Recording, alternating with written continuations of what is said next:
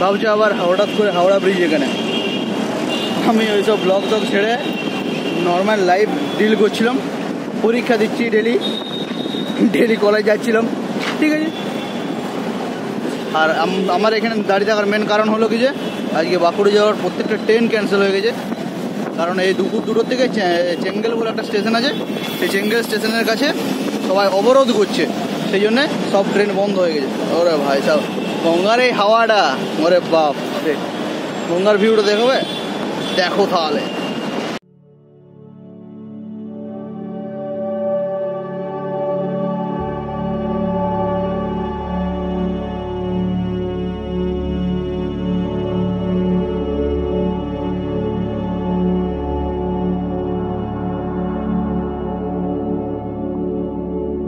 অনেকক্ষণই গঙ্গার হাওয়া খেলাম, এবার বন্ধুকে ফোন করেছিলাম, সে বললো আসতে 1.5-2 ঘন্টা দেরি হবে। তাই ভাবছি যে একটু ফেরিতে চেপে আছি, আমি কোনোদিন আজ পর্যন্ত ফেরিতে চাপিনি, এটা আমার ফার্স্ট টাইম। চলো এবার যাই, টানেলটা দিয়ে যেতে হবে। এই টানেলটা ঠিক ব্রিজটার নিচটাতেই নামলে তুমি দেখতে পেয়ে যাবে, ডান দিকে টানেলটা পড়বে। টানেলটা হয়তো চলে আসো, এখানে হাওড়া স্টেশনের অপোজিটে চলে আসবে, ডান দিকে রয়ে যাবে তোমার হাওড়া স্টেশন, বাঁ দিকে যাবে ফেরি স্টেশন।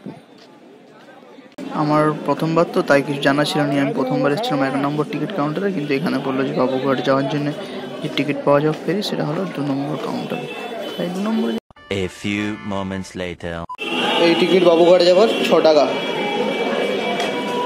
দেখা যায় এখন, আবার বললো নাকি আসার পথে এদিকেই পাওয়া যাবে।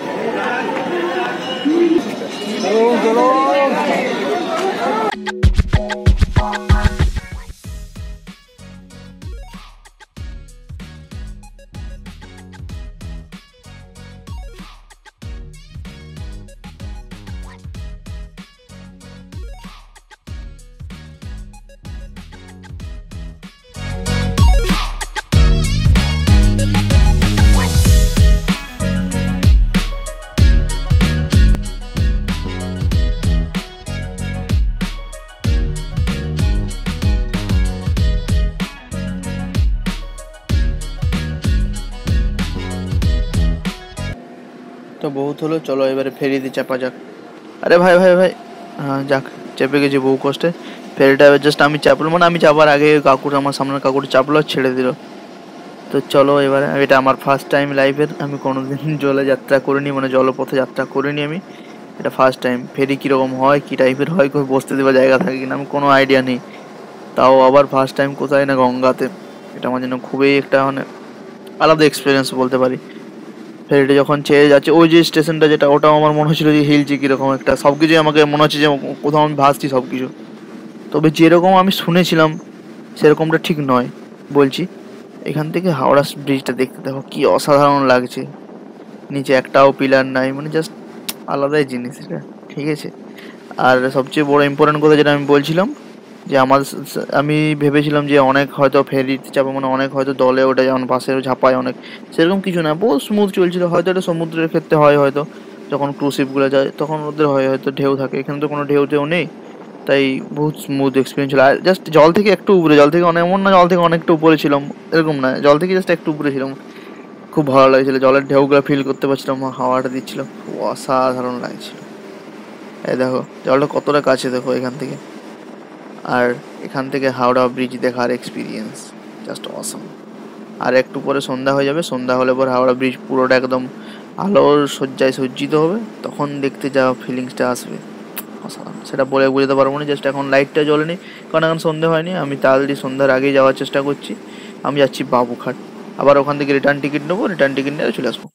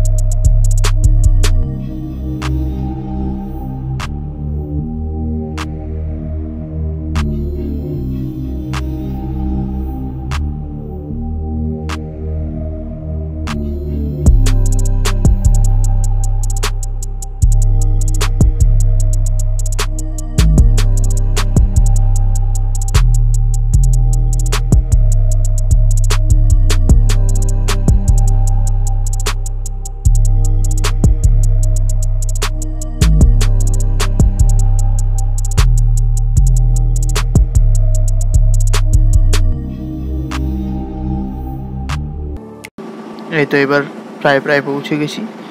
এতক্ষণ ধরে এই জাহাজে মানে ফেরিতে আসার পরে এবার ফাইনালি আমরা আসছি বাবুঘাটে। এবার দেখতে হচ্ছে এখানে ডকে কিছুজন ওয়েট করছে, কারণ তারা ওই দিক থেকে এদিকে ফেরে নিয়ে আসছে। আর এদিকে যাবার টিকিটও 6 টাকা, আসার টিকিটও 6 টাকা। তাই আমি ভাবছি যদি এদিক থেকে মানে ওখানে আমাদের বাগুইহাটি যাবার বাস পেয়ে যায়, তাহলে ওইখান থেকে সামনে থেকে যেয়ে জিজ্ঞাসা করে বাস ধরবো, না হলে আমাকে এটাতে রিটার্ন চলে আসবো। ম্যাক্সিমাম চান্স আছে এটাতে রিটার্ন আমি মেরে হাওড়া স্টেশন চলে যাবো। হাওড়া ওখান থেকে তো ইজিলি বাস স্ট্যান্ড থেকে অনেকে বাস পেয়ে যাবো। তো চলো তোমাদেরকে কীভাবে দেখাচ্ছি যে কীভাবে স্টেশন এখানে এসে এটাকে প্লেস করে, মানে পার্কিং বলো বা ডকিং বলো, যাই হোক করে। এর সামনে দেখো ইয়ে দেওয়া টায়ার রাখা আছে, আর এ সামনের দিকটা জাস্ট ঠেকিয়ে দিলে তারপর আস্তে আস্তে পিছন দিকটা পার্ক করছে। এই যে পুরোটা পার্ক করার অপেক্ষায় সবাই দাঁড়িয়ে আছে। তারপরে দাঁড়ালে এই দিক থেকে চাপবে আর আমরা নামবো। তারপর আমি আরও ওখানে টিকিট কাউন্টারে যাবো। এই দেখো কীভাবে এটা এখানে এসে পার্ক হচ্ছে। ঠিক আছে, ঠেকে গেলো। এরপর এটা থেমে গেছে, ইঞ্জিন বন্ধ হয়ে গেছে।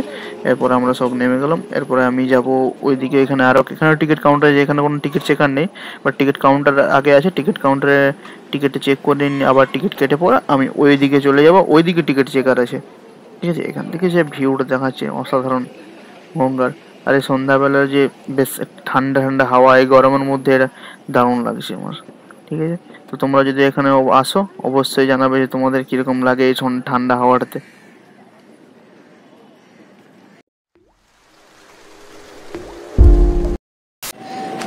চলে এসছি এদিকে,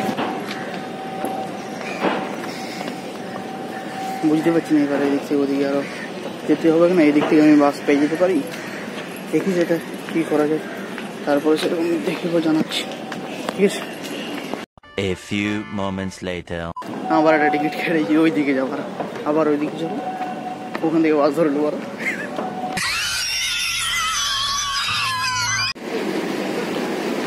আবার চেপে গেছি ফেরিতে। এরপর আমি যাব হাওড়া ব্রিজ। হাওড়া ব্রিজ মানে হাওড়া স্টেশন যাবো। হাওড়া স্টেশন ওখান থেকে বাস ধরবো, বললাম গল্পটা। তো এরপরে এখান থেকে দেখা যাবে একটা ভালো সুন্দর ভিউ হলো হাওড়া ব্রিজের, সেটার জন্য ওয়েট করো। আর দেখো জাহাজটা এত স্মুথ চলছে। আর এখানে একটা কার্গো জাহাজ আছে, কার্গোই তো বলে মেবি, যেগুলো জিনিসপত্র নিয়ে আসে, ওগুলো কোনো কনস্ট্রাকশনের কাজ চলছে। আর এখান থেকে হাওড়া স্টেশনের লাইটগুলো জ্বেলে দিচ্ছে, কি সুন্দর লাগছে এখান থেকে। বাট আমার ক্যামেরাটা অতটা ভালো লাগে, জুম করলে ছবিটা অনেকটা কোয়ালিটি ডিক্রিজ হয়ে যাচ্ছে, প্লাস ছবিটি ফেটে হয়ে যাচ্ছে, তাই আর বেশি জুম করছি না। তবে এখান থেকে একটু পরে তোমরা দেখতে পাবে যে হাওড়ার ব্রিজের একটা অসাধারণ ভিউ। তো ওয়েট করো সেটার জন্য আর এনজয় করো।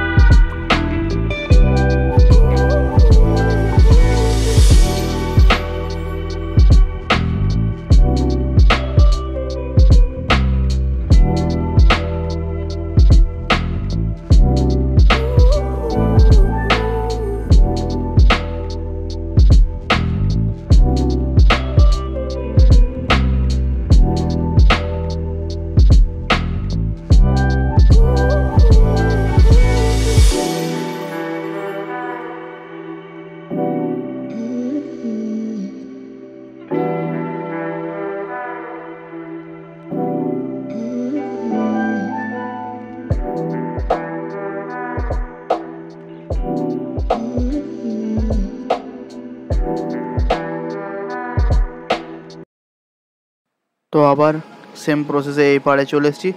আবার এইদিকে সেমভাবে পার্ক করা হচ্ছে গাড়িটাকে। গাড়ি তো নয়, এখানে মানে এই ফেরিটাকে আরও পার্ক করা আছে। এই একটা জিনিস তোমরা লক্ষ্য করলে ওইদিকে কোনো ট্রাফিক গার্ড ছিল না, বাট এদিকে একটা ট্রাফিক ভলান্টিয়ার রয়েছে যে বাকি সবাইকে গাইড করে দিচ্ছে, বা যখন আসছে তখন রাস্তা থেকে ভিড়টা তাড়াতাড়ি যেতে সাহায্য করছে। তো চলো এবারে গুটি গুটি পায়ে এগিয়ে যায়। আর এই ডগটা এখনও মনে হচ্ছে যেমন আমার কেমন একটা দুলছে। এটা হয়তো মনে আমার কোনো সিকনেস বোর্ডে, বা আমি ওই অতক্ষণ ছিলাম বলে ফেরি, তাই আমার এটা মনে হচ্ছে। আর এখানে ভাবলে কি সুন্দর সন্ধ্যাবেলা হাওয়াটা চলছে। আমি কনফিউজ আছি যে আমি এই এই যে রুটটা দিয়ে গেছিলাম, এটা দিয়ে এই ব্রিজে দিয়ে গেছিলাম না ওই ব্রিজটা দিয়ে গেছিলাম, এখনো পর্যন্ত আমি ঠিকঠাক করে বুঝতে পারছি না। যাই হোক চলো, আশা করছি সেম গেটটাতেই বেরোবো। এখান থেকে হাওড়া ব্রিজটা কত সুন্দর লাগছে। যাই হোক সারা রাত তো থাকতে পারিনি এখানে, আমাকে যেতে হবে আবার। এই দিকটা কেমন সেই কাদা কাদা ব্যাপারটা দেখা যাচ্ছে।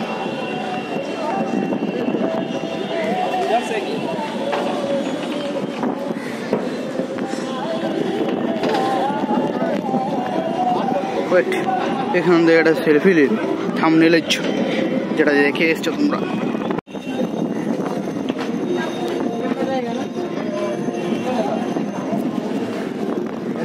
এই টিকিটটা এখানে দিতে হলো, ওদিকে টিকিট কেউ দেখেনি, বাট এখানে ওই টিকিটটা দিতে হলো, তারপর আসতে দিচ্ছে অবভিয়াসলি। কারণ আমি যে স্টিমারটা এখানে ওটাতে এখানে দিলাম, তাহলে যদি ওখানে টিকিট না কাটিয়ে মানে এখানে ওখানে তো কোনো টিকিট চেকার ছিল না, কী করে জানো, ওই জন্য।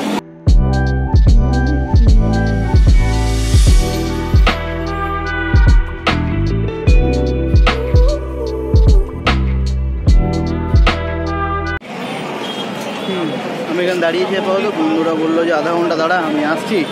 তাহলে ঠিক আছে, আমি আসুক ততক্ষণ অবধি দাঁড়াই, পরে কী বলবে সেটা বলুক, তারপর দেখা যাক, ঠিক আছে। তো ততক্ষণ অবধি দেখে যাই আমি কী করি। আমি এখানে দাঁড়িয়ে যাবো, নাহলে ব্রিজে যাবো হাওয়াটা খাওয়ার জন্য, তাহলে দেখি কী করে সেটা, ঠিক আছে জানাচ্ছি। অনেকক্ষণ দাঁড়িয়ে দাঁড়িয়ে পড়ে ভাবলাম যে এবারে নিম্বু পানি খাওয়া যাক, তাই এখানে এলাম নিম্বু পানি খেতে। আর আমি নিম্বু পানি ঠিক নয়, নিম্বু সোডা, যেটা জলজিরা সোডা বিভিন্ন রকমভাবে বানাচ্ছে, যাদের যেরকম প্রসেস তাদের সেরকমভাবে বানাচ্ছে। এটা প্রথমে প্রসেসটা কি এক্সপ্লেন করতে হোক, করে দিই চলো। প্রথমে দেখো, প্রথমে গ্লাসে বরফ ঢাললো, তারপরে ওই যে এক একটা করে লেবু দিচ্ছে, ওই যে ইয়াটার মাধ্যমে লেবু মানে লেমন জুস দিচ্ছে। এরপরে প্রত্যেকটাতে হালকা করে দিচ্ছে লবণ। এরপর প্রত্যেকটা প্যাকেটে একটা করে জলজিরা দিচ্ছে। এরপরে যে লেমন ওয়াটার খাবে সে লেমন ওয়াটার দিচ্ছে, আর যে সোডা খাবে তাকে সোডা দিচ্ছে। আমি যেমন সোডা দিয়েছিলাম, সোডা খাবো তাই। আর সোডার দাম ওখানে 20 টাকা, আর নর্মাল যে জল দিচ্ছে দেখতে পাচ্ছ সেই জলটার দাম 10 টাকা বা 15 টাকা, কিছুটা নিচ্ছে, আমার মনে নেই ঠিক। তারপরে এটাকে ওই কি বলে যে আমাদের ভাষায় তো বলে ডেবে দিল। জিনিসটা খেতে খুব সুন্দর লাগছে কিন্তু আলটিমেটলি, আর খুব রিফ্রেশিং মনে হচ্ছে, কারণ অতক্ষণ গরমে দাঁড়িয়েছিলাম, দেখতে পাচ্ছ খুব গরম, মানে খুব রিফ্রেশিং লাগছে। জিনিসটা খুব ভালো, 20 টাকায় তো ঠিকই আছে। আর এইগুলো হাওড়া স্টেশনেই খুব ভালো করে আমি দেখেছি। তো যদি তোমরা কেউ আসো এই গরমে, অবশ্যই ট্রাই করতে পারো, ঠিক আছে। আধ ঘন্টা বলে 1 ঘন্টা বস করে রেখে পরে এতক্ষণে এসছি বন্ধু, ঠিক আছে। যাই এবারে বাসে করে ফিরে যাবো ওর সাথে বাড়িতে, আবার ফোন